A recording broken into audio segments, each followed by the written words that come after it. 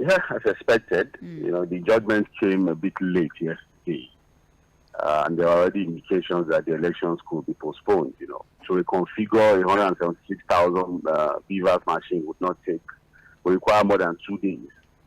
And I was expecting that the elections to be postponed, and it happened. So Yeah, we'll move on with that. yes. Well, unfortunately, we cannot just move on because every single paper I have in front of me has it boldly inscribed on the front page. Let's start with the Guardian. Court orders, Beavers reset as INEC shifts Guba polls to March 18. There are riders to the story. INEC Beavers refund. Please, it's not time to take calls, or I will open the phone lines when it's time to take phone calls, please. Court orders INEC Beavers reset as INEC shifts Guba polls to March 18. INEC Beavers reconfiguration, transport logistics forced shift by 1 week. Appeal court grants Tinubu access to inspect beavers for defense. Atiku Obi request to inspect election materials still in force. Atiku inaugurates legal team, lawyers weigh in on reconfiguration verdict. Lagos court orders INEC to upload results to IREV. NBA tax INEC to fix beavers glitches before Saturday. Afenifere, INEC illegally declared Tinubu as president-elect. Obi won. So with barely 48 hours to the conduct of the governorship and state houses of assembly elections, the Court of Appeal yesterday refused to restrain the Independent National Electoral Commission from reconfiguring the bimodal voters accreditation machine. In the ruling delivered by three-member panel led by Justice Joseph Ike, it held that restraining the commission will constrain INEC from conducting the March 11 polls. So it's not just the beavers reconfiguration, they're talking about logistics as well. And it's going to take about 5 working days. That's what INEC says, compared to the general notion that it shouldn't take any more than 2 days. Well, INEC says it will take 5 working days for that to happen. Now, earlier in my introduction, I did say that many people will be concerned because the courts granted Peter Obi, Atiku, and even now Tinubu the permission to inspect the beavers. But just like you said yesterday, that the information can be moved to another server for them to inspect. So I think that is what the court, or should I say INEC, has done so far. The so court has also granted. The court has also granted. So you can go and check whatever you need to check, on the, there's a word I'm looking for, on the backup, and then allow INEC to do what they have to do. Speak briefly about that before we start to address these riders. Well, we had this discussion yesterday, and I said that, look, there's always a backup for these things. And this is not the first time we'll be using beavers for elections. I think we use this in Osun State, we use it in Anambra State, and what basically the PDP, the APC in Osun State, and even the Labour Party did was to request for data as captured by beavers during the elections, and that was what was presented at the tribunal. So again, the courts have ruled, the appeal courts have ruled that, look, INEC can go ahead with the reconfiguration of these beavers machines for the election. But the timing was very important, I think the judgment was given like around 4 or 5 o'clock yesterday. And again, 176,000 machines to reconfigure that, I'm sure it will take more than 2 days. So again, if we are going to have a better process, a better election, and INEC will have a better outing than what we saw on February 25, if postponing the elections for a week would give them that, yes, I think it's worth the sacrifice. Let's wait. March 18 is here already. So I think there's no problem with postponing the elections if we're going to have a better outing from INEC. And again, with the issue of logistics too, again, we talked about materials arriving late and all of that. So if INEC would resolve all of the issues by postponing the election for 1 week, then let's go with that. It's okay. Well, some lawyers are actually still arguing the same way they were arguing about the whole cash crunch issue, the CBN, the Supreme Court, and the federal government. Well, some are saying that, yes, create a backdrop. Let those who you have granted permission to inspect the beavers go and do that with the, backup that you've given them. Another lawyer is saying that it's actually inappropriate for the courts to allow them do such, inspection simultaneously with INEC reconfiguring the beavers, that even in the case of moving moving the information to the backup, there's still possibility that it could be tampered with. So one lawyer is saying that it would have been appropriate for the court to allow the inspection by the candidates first before allowing INEC to inspect the beavers machine. They don't believe that doing this simultaneously is a reasonable thing to do. Well, again, people must understand that there are different levels to checking these things. We have the manual check, which can be with the data imputed in the forms that were filled on election day. In fact, even as journalists moving around that day, for each of the polling units, we got pasted figures of accredited voters for each polling unit. So the signed results are there to verify. As we speak, I think almost all the results have now been uploaded on INEC. That could be a check. And I also know that, look, most of the polling agents also got copies of the election results of their polling units as signed by other party agents. And I also think that, look, when you back up things, if they are tampered with, there are ways to also detect these things. The reality is that, look, we can't have it 100%. And I say this with all sense of responsibility. We need to move on. There are timelines to these things. There are real, as far as the electoral house is concerned, there are timelines to when this election should be conducted. So what I would say is that, look, the reality is that, look, we need to move on with these things. As we continue to advocate for more technology to be introduced into our electoral process, we must understand that, look, we'll get better with it, we'll move on with it to perfect the system and all of that. So the courts have rules, and lawyers will have their say, people will have their say, political parties and politicians will have their say. But the reality is that whatever the court says stands. So let's just move on. All right, then. Thank you very much, Fuad. You can check the front page of The Guardian, and there's more information on this on page 6 of The Guardian newspaper. Just like Fuad said, moving on to another headline here. My son, Gbadebo, is not Igbo. He has no link with IPOB, says Road Vivar. Let's check the story on page 5 of The Guardian newspaper. Olawale Road Vivar, the father of Labour Party governorship candidate in Lagos State, Gbadebo Road Vivar, has denounced the claims of his son being Igbo. He also distanced himself from the proscribed indigenous people of Biafra, saying, and I quote, Gbadebo has no time for IPOB. This boy is highly educated and highly driven. You can track his record every day in Lagos. He has no time for IPOB. Now, Roseviver made this announcement at a media briefing organized by Afenifere and Community of Indigenous Lagosians yesterday in Ikeja, Lagos, where he made it known that Gbadebo Roseviver is a man who has always been passionate about the nation's change. Fuad, I know that we are all aware that since the emergence of Gbadebo Roseviver as the governorship candidate of the Labour Party, there's been some sort of narrative that has been pushed, into the nation, where certain individuals are saying that you are unfit to run Lagos because you belong to a certain tribe, and if we allow this individual, take authority as the governor in Lagos State, this tribe is going to overtake Lagos State, and because of that he is disqualified to run. Well, his father is coming to his defense and saying that he's not of Igbo extraction, he's Yoruba, and that narrative should completely die. And also the accusations that Gbadebo Roseviver is an IPOB sympathizer. His father also took it upon himself to debunk that particular claim. Well, what do you think about this, Fuad? Well, I think we should put the story in proper perspective. Yeah. The issue of whether Gbadebo is Igbo or not, I think started, it didn't just become the candidate of the Labour Party overnight. Yeah. He had the ticket for months. Now, the narration or the narrative of him being an Igbo or Igbo extraction and all that started when the Labour Party won Lagos State at the presidential elections. And the momentum, suddenly became that of the Labour Party. Initially, if you look at the rating for the candidates in Lagos, the rating was always for maybe Sanwo-Olu, then Jandor of the PDP, and then maybe the Labour Party. But now the momentum is behind Gbadebo Roseviver because the Labour Party won Lagos State. And so suddenly from nowhere, this issue of him being an Igbo, him being an IPOB sympathizer and all of that started coming up on social media. The reality is that, look, I think the information we have is that he's married to an Igbo woman. I think his mother is also an Igbo. But the reality is he's a Lagosian. The Roseviver family is a notable family in Lagos. And so the fact that he's married to an Igbo or he has an Igbo mother does not make him an Igbo. Although they've also dug up his posters, I think, in 2019, when I think he added Chinedu to his name and all of that. But the reality is that he's in Lagosian. We know, I'm a Lagosian. I'm from Lagos Island. And we know the Roseviver family. We know the Doherty family, the Smith family. We have a lot of families in Lagos. of what you call the Pharaoh origin.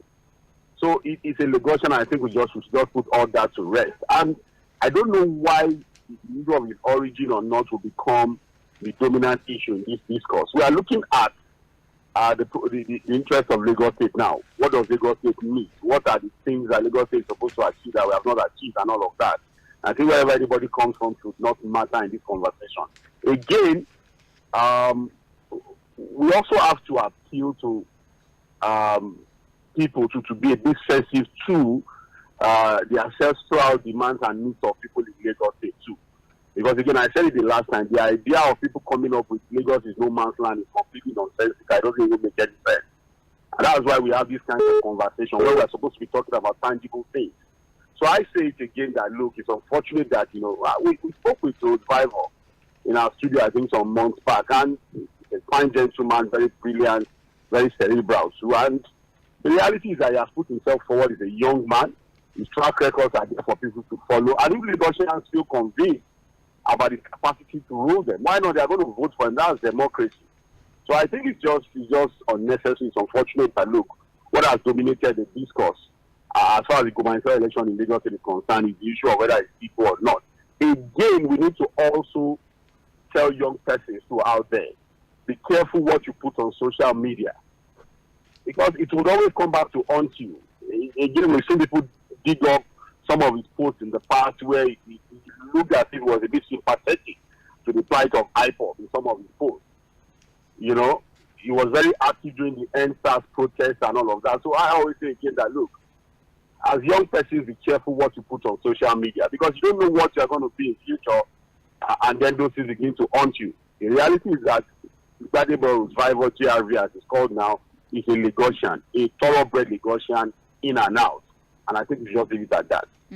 All right, thank you very much. Fuad, page 5 of the Guardian newspaper is where there are details of this particular story. Moving on now, we have deployment of ICT director is not reason for Beaver's technical hitch, INEC claims. So we do have the story here. The bimodal voters accreditation system cannot be described as an invention of one staff member of the Independent National Electoral Commission, INEC. Rather, it is the Commission's idea and invention, just as the now rested smart card reader, a source has told INEC. Now, they had to put forward the statement because there's been a recent media report which alluded that the deployment of an INEC staff member, Chidin Wafo, former ICT director of INEC, was principally responsible for the inside technical hitches that led to the failure of Beavers in the February 25 poll, the INEC source stated. So basically, the failure of the, or should I say the glitches as experienced on the RF portal, some people have said that this is because the senior ICT staff in INEC, Chidin Wafo, was redeployed. And because of that, they were not able to handle the system. And that is what led to the temporary crash of the system. Now, INEC has said that it's not possible for the absence of one person to affect the operation of the Beavers because it is a collective work. So that information is completely wrong. That's what the story is all about, basically. They're just saying it's technical issues. Again, I don't know how somebody will think that because one person is not available in the department, then the whole department will shut down. I don't think INEC would run its structure like that. And when I saw that story, I just got in and said, look, how can this even make any sense? Because again, I think we think INEC is just one small mushroom organization. The operations of INEC is massive. They're talking about a body that is to conduct elections in the whole country. And Nigeria is not a small country, it's a very big country. So again, it's good that INEC has come out to debunk those insinuations, and then we should just let it rest. These are just mere insinuations and speculations, and it should just remain that. All right, then page 3 of The Guardian is where you'll find this particular story. 97 of firms in Nigeria, others to experience tech skills challenges in 2023. Well, of course, the mass migration of skill heads, tech skill heads, like I like to call them, is definitely going to have an impact on our ICT development in the country. That's basically what the story is telling us. So 97% of firms in Nigeria would definitely experience tech-related challenges in their companies. Well, that's not exactly great news, but then let's move mention that the job party. Exactly, the job, everybody is leaving, and it's evident. I mean, you could see banks having a very, very difficult time now because of their, their tech heads are already leaving the country, so they don't even know how the system operates. They're having a really difficult time. But Anyways, let's move on. We are in APC, but we'll vote PDP in Nasarawa Guba polls. This is in page 13. Fuad, why are you laughing? No, this story just wants to bring the issue of River State, but just go with your Yes. report. Anyways, the All Progressives Congress chieftain in Nasarawa State, Obiya Yahaya Doma, has called on the residents to vote for the gubernatorial candidate of the People's Democratic Party, David Obugadu. He says, and I quote, "We are in APC, but we will vote for PDP governorship candidate in Nasarawa on grounds of competency and performance. This is the trend in this year's election." The report says that many APC members across the state have decided to support candidates with track record, irrespective of party or religion. I mean, in a way, this is a good thing, right? They're saying, yes, we're an APC state. Yes, I'm an APC chieftain. But then I have, weighed the capacity of the PDP candidate and the APC candidate. And according to me, the PDP candidate seems to have more to offer. So we're going to throw our weight behind him, not because of anything, but because we are quite impressed with what he has been able to do so far. That's a good leaning, right? When politicians say when politicians say this thing, no, they are just faffing around. It's not anything other than the fact that maybe their interest is more protected on the other side, even though they are in a different political party. There's this very funny scenario playing out in Rivers State. During the collation of results of the presidential and national assembly elections, the Labour Party chairman in Rivers State and the Labour Party agent at the collation center, had a very rough showing. They expressed their displeasure. In fact, they were the ones that protested the more about the collation of results in Rivers State. In fact, at the state, I think they stormed out. They were even the reason why the returning officer had to say, "Look, I'm not even going on with the process again. My life is under threat." Sage, the same set of people that appear to be defending the results of the Labour Party with their life, shouting down and expressing their displeasure with so much anger and annoyance. Just yesterday, I think the day before, now did a press conference saying that look, in this coming gubernatorial election, they will be supporting the candidate of the PDP. And so you ask yourself, is it that the Labour Party doesn't have a governorship candidate in the River State? I want to make a little prediction. This coming gubernatorial election, the results will be completely different from what we saw on February 25. Because as we speak, the politicians are already aligning and realigning. And you know why? A lot of them want to be where their interests will now be better protected. They are already seeing the handwriting on the wall. Some of them are already even looking at the presidency and how do I better align? And so we may just see a complete difference from the results we saw on February 25. Because as I speak to you, a lot of politicians are already aligning and realigning. So, but again, those alignments and realignments are not because of the interest of the state or the country, just their personal interest. And so what they do is to position now for future gains. It's all political patronage. A lot of them are political jobbers, nothing more than that. Well, Fuad is not impressed with this statement. He's not impressed.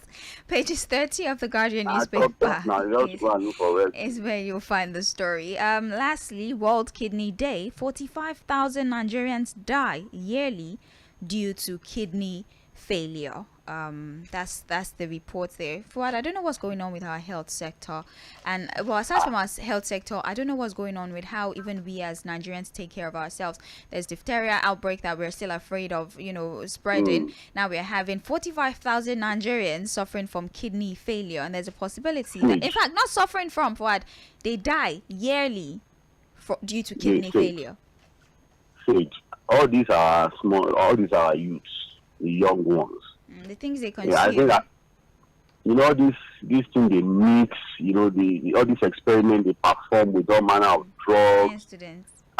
They got themselves science, they mix all these kind of things and all. Well, for now they may not really feel the effect or get affected by those things because they are still young, their organs can carry them. But I'm sure that when a lot of them get to the age of like 40, 45, 50, that's when these things will start to really, disturb them and probably just kill them. Because again, I was speaking with a professor of medicine recently, and he said, look, By the time some of these things show up, the person is ready to die. Nothing can be done again medically to save them. So when you continue to mix these things, you take this one, take that one, they have all manner of names. In fact, what they now do is to even create their own concussion. They come up with their own, what's it called, things. And they take it, putting so much pressure on their organs, the liver, the kidney, and all these sensitive organs, in the body. And what a lot of them don't know that we have a very fragile health system. When these things show up, anything in the form of cancer or anything, that's the end, really. Because we have a very fragile health system. So when I see young people taking all manner of things, smoking all manner of nonsense in the name of wanting to be high or woke and all of those things, I just shake my head.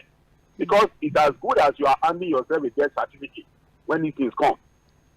Well, even the person that has not abused drugs or substances, it still has very their health fails them. Well, it's right. good that they are listening to these things. Well, you've heard it from the Guardian newspaper. 45,000 people die annually from kidney failure as we celebrate World Kidney Day. Let's move on now to the Punch newspaper. You're listening to Trends in the Papers on Mainland 98.3 FM. My name is Sage Babalola and I'm conversing with Fuad as we're looking through the front pages of the different newspapers. We have seen Guardian newspaper and right now we're about to scan through the Punch newspaper. Major story as expected. INEC shifts governorship assembly polls by 1 week. The Riders Commission says despite ruling, 176,000 machines cannot be reconfigured before Saturday. Election materials distribution disrupted in Delta, Osun, Bayelsa, Cross River, and others. We also have here, Buhari can be prosecuted after May 29, says SAN. This is a headline here. Let's look at this, Fuad. Interesting. Well, he does have immunity, so whatever legal proceedings you have, immunity ends on May 29 now. Yeah. So, apparently it's an interview. Rashid Adegoke, a senior advocate of Nigeria, in an interview, speaks on the continued disregard for Supreme Court orders on the new Naira policy by the President, Major General Muhammadu Buhari, and the Central Bank of Nigeria's Governor, Godwin Emefiele. There's something he said. He says it's still a part. I'm quoting what Rashid Adegoke, the senior advocate of Nigeria, said. Yes, it's still part of the exhibition of lawlessness we have been complaining about. I will also blame the Attorney General of the Federation. He's the chief law officer of the government, and one of his duties is that the decisions of the court are immediately put into execution. But when we have an AGF violating the decision of the court, he forgets that he would leave office one day and would need that same judiciary to run to. There's also a part that he says something when he was asked that is there some sort of retribution to the president to serve as a lesson to others. He says these are impeachable offenses. In a sane society, when an incumbent is totally disregarding the rule of law of the court's orders, the National Assembly would have commenced impeachment procedures. And when such acts would affect the fundamental right of the citizens, the court might set aside such acts when he leaves office and he would be prosecuted for the violation committed in his office. So Fuad, he has called out the AGF. He has said, of course, this disregard for the court rulings, which we have seen manifest a lot over the last few months.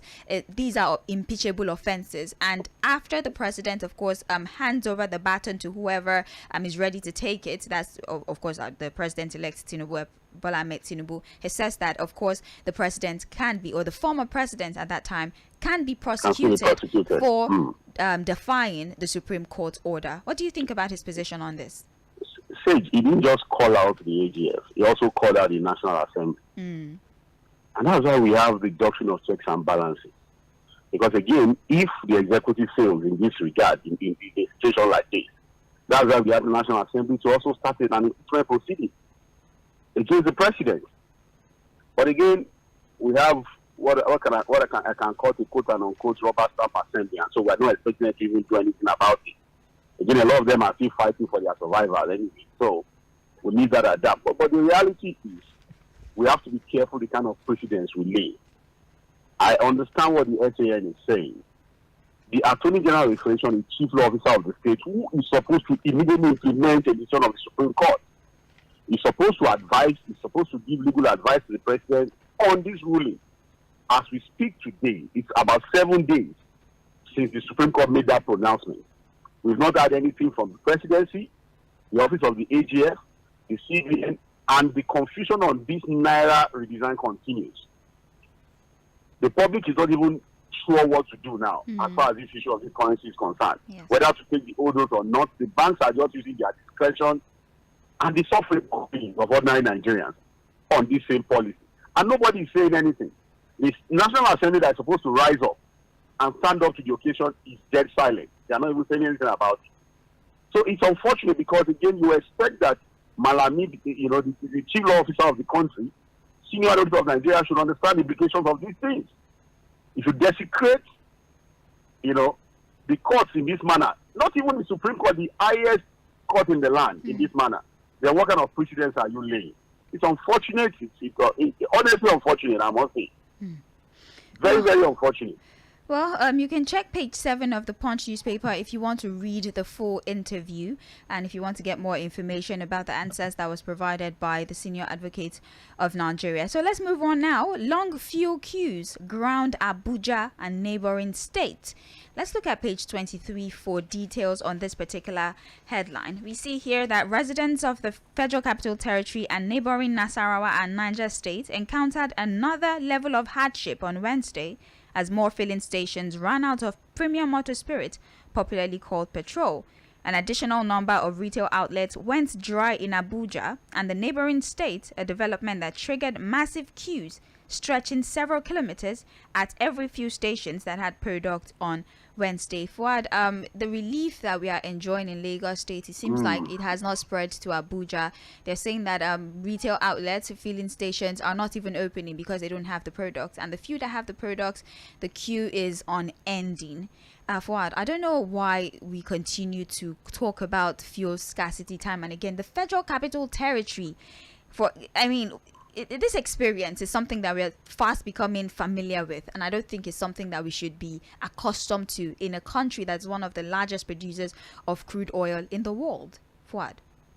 Again, until we start to refine locally, these things will continue.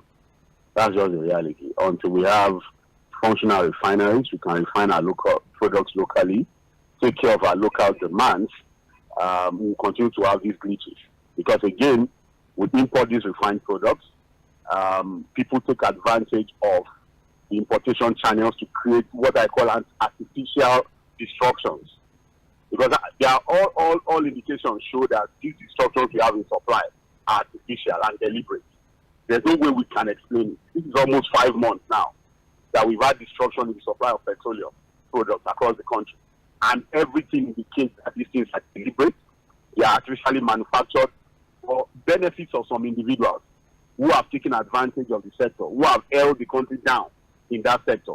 And that's why we are hoping that the new government, not even just the executive now, we are hoping that we have a robust National Assembly that will be able to perform proper oversight function on some of these agencies. The NNPC needs a complete revamp. The cosmetic commercialization or what is the privatization of the NNPC for me is just a joke. I say it's cosmetic because it won't even solve any problem. You can't look. It's just like somebody saying you want to reform the devil. How do you reform the devil? You can't reform the devil. The NNPC needs a complete. I'm looking for the right word now. We need to tear it apart because the corruption in NNPC is so endemic. They become like they've held the country down. They continue to hold the country down until we have a president that has the willingness, the willpower, that has an understanding of how to dismantle that place and reform it completely. Will continue to have these things, unfortunately. Very, very sad. Fuad, I think the aggravation of the people was made worse because of the reason that was provided for the scarcity. Now, the federal government, NNPCL, had announced on Sunday that the appearance of the queues in Abuja and some parts of the country is largely due to restrictions in business and movement to allow for the conduct of the presidential and National Assembly elections. Before the elections, before the elections? That's what they're saying. And then they took statement from one of those who were caught in the long queue, and this person was saying that instead of abating the hardship in Nigeria, they've allowed it to continue to spread. He said, see how the government, I'm quoting, look at how the government has continued to frustrate Nigerians because of the elections on February 25. Since February 25, we should continue to suffer. How can a government give that reason for the suffering that we are currently facing? Apparently, NNPCL had announced that it's because of the elections, so you would most likely go through this hardship. Or the just which election? February 25. What? Sage, this scarcity started last year. Yes. It's almost 5 months now. And they're explaining So, that. so Don't be angry. you see, the explanations are so annoying. Recently, the GMD of NPC also came up with, we are family narrative Yeah, of, things the are going to needs get of our better. neighbors. We had to supply our neighbors. And here now they are jumping at the elections as an excuse now.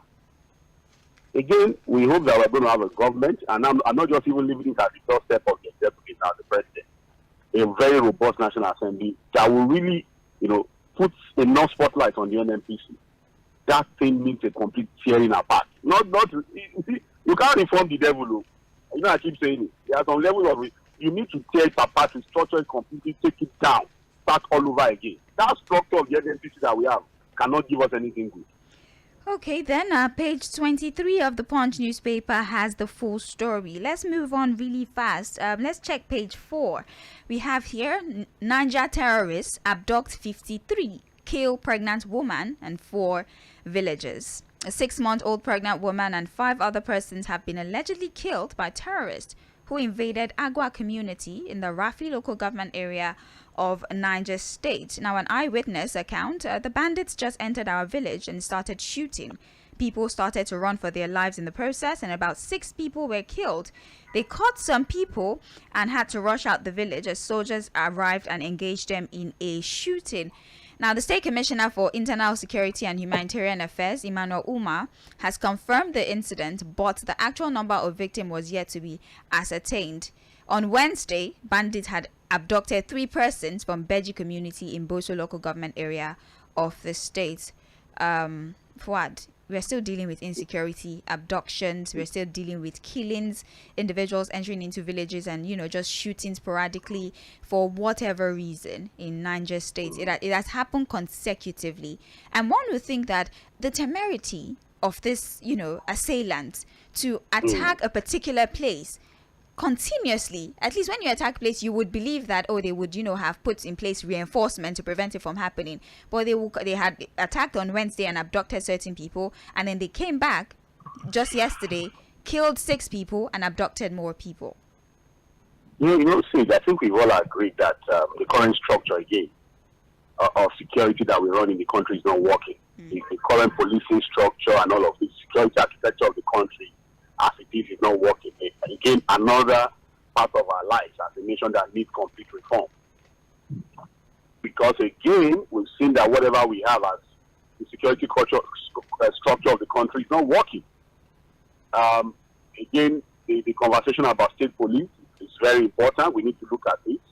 Maybe if we're able to localize policing, all of these things will become a thing of the past. Having this central policing structure is not working. A devolution of power.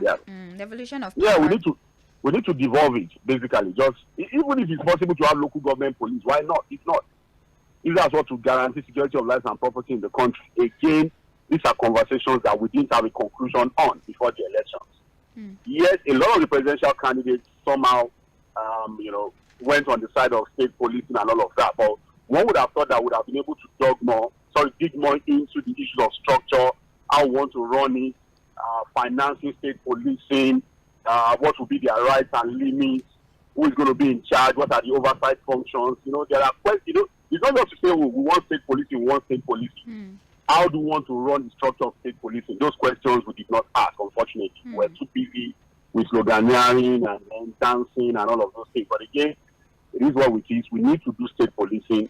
How we're going to do the structure to run it is questions we continue to ask as we go on.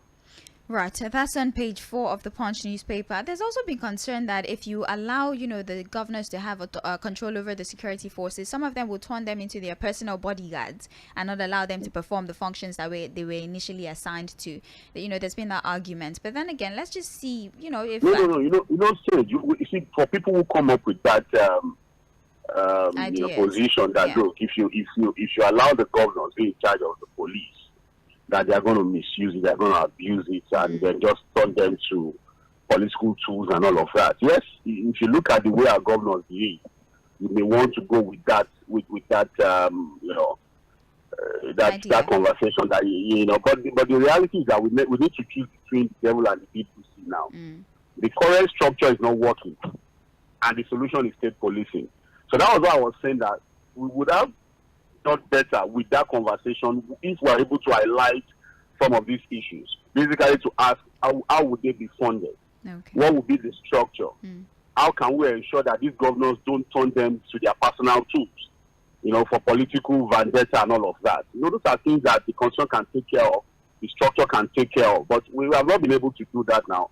And the only thing we have is that state policing is the way to go. How we're going to do it is a conversation will come up eventually when we get there.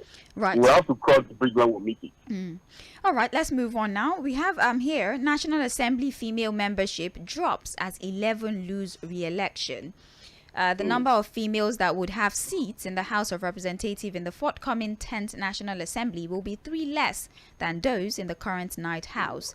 This is just as all the females currently in the Senate lost their re-election bids in the last election, with only 3 women elected into the chamber for the next assembly. There are presently 13 females in the House and 7 in the Senate. So, Fuad, this administration has tried to push for female inclusion or women inclusion, let me say it like that, in politics. And I know that there was a time where one of the Senate tried to push a bill that women would have special seats at the Senate. That bill, we don't know what's going on. I don't know if there was a furtherance of any kind of that particular bill, but I don't think this should discourage women from, The bill didn't fly, it didn't fly. So, it seems like more women are not going to be, they will not, should I say, have a stake in the Senate right now, as 11 of them have lost.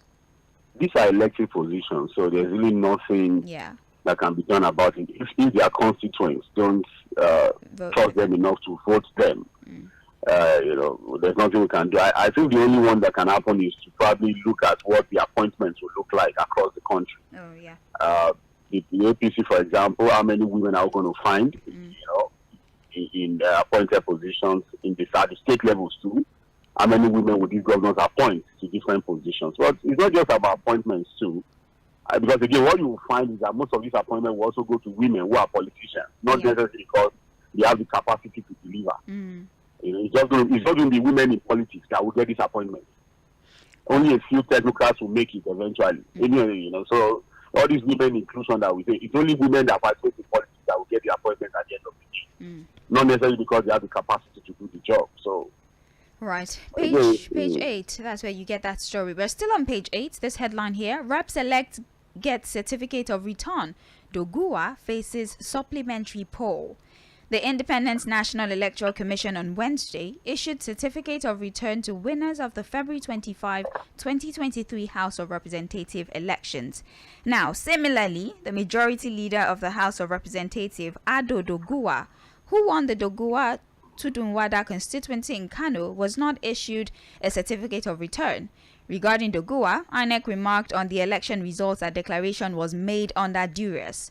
Dogua is currently being prosecuted by the police on 6 counts bordering on culpable homicide, causing grievous hurt, mischief by firearm, and inciting disturbance. The majority leader was accused of leading thugs who attacked and set on fire the office of the New Nigeria People Party in Tudunwada, Kano, where 2 people were burnt alive during the collation of results of the presidential and National Assembly polls.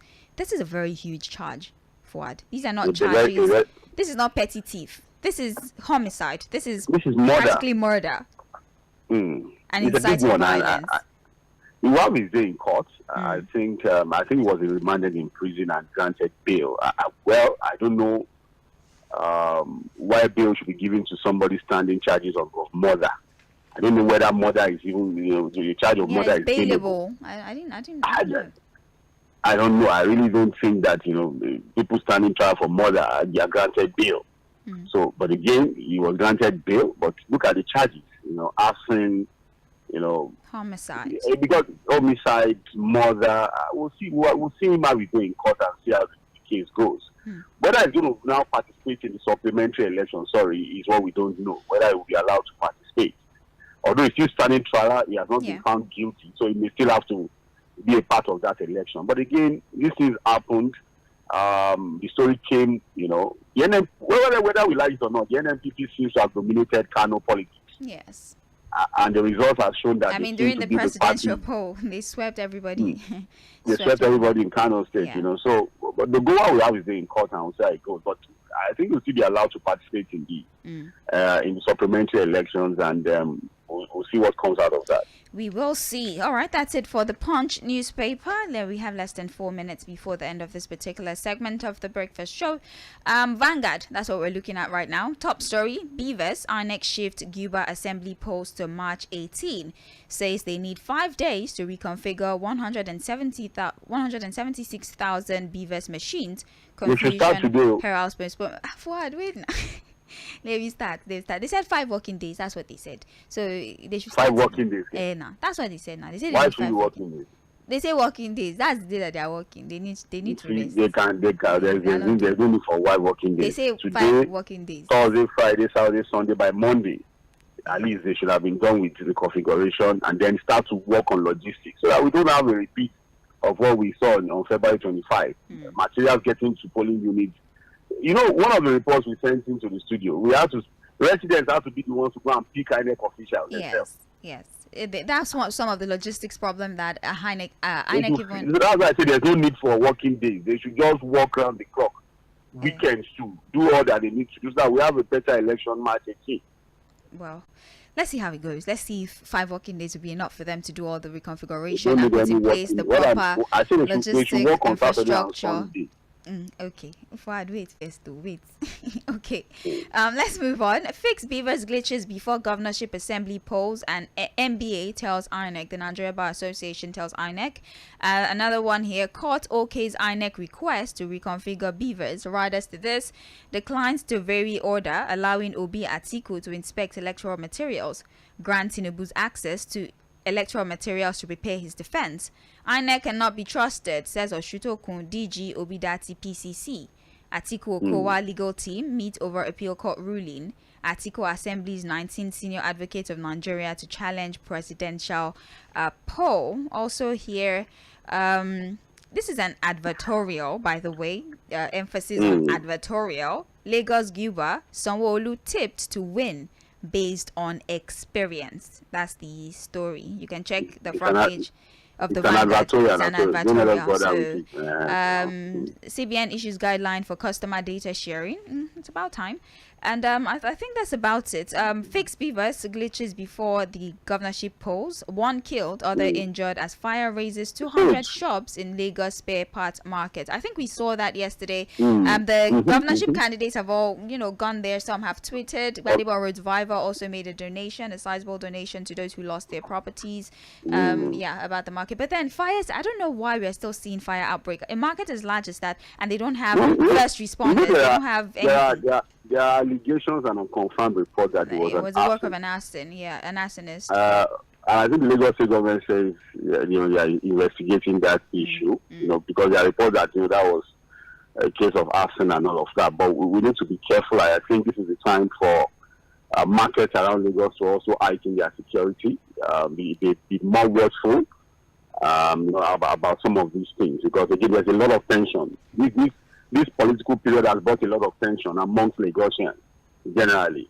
Lagosians who coexist peacefully, who are friends, who are neighbors, have suddenly become enemies because of politics. And so I just would advise that we all become more careful, get more security cautious and then watch out for some of these things. Right. But it's good that it's being investigated, and it should be investigated fast. If there are people found culpable, they should be arrested and prosecuted. But again, we'll see how it goes. Let's just keep safe and wait for March 18 for the gubernatorial and the state assembly election. Right. I think this is where we're going to draw the curtains for today's trends in the papers. Not to worry, 8:40 we will be back for Mainland Focus. That is the time where you get to pick any of these stories or any story of interest to you, and you have an opportunity to give your opinion on this particular story. It's open mic, right? It's open mic Thursday. Sage Babalola is my name. Thank you, Fuad, for being on standby. We'll be back, like I said before, in 10 minutes for Mainland Focus. This is the sound of Lagos, 98.3 Mainland FM.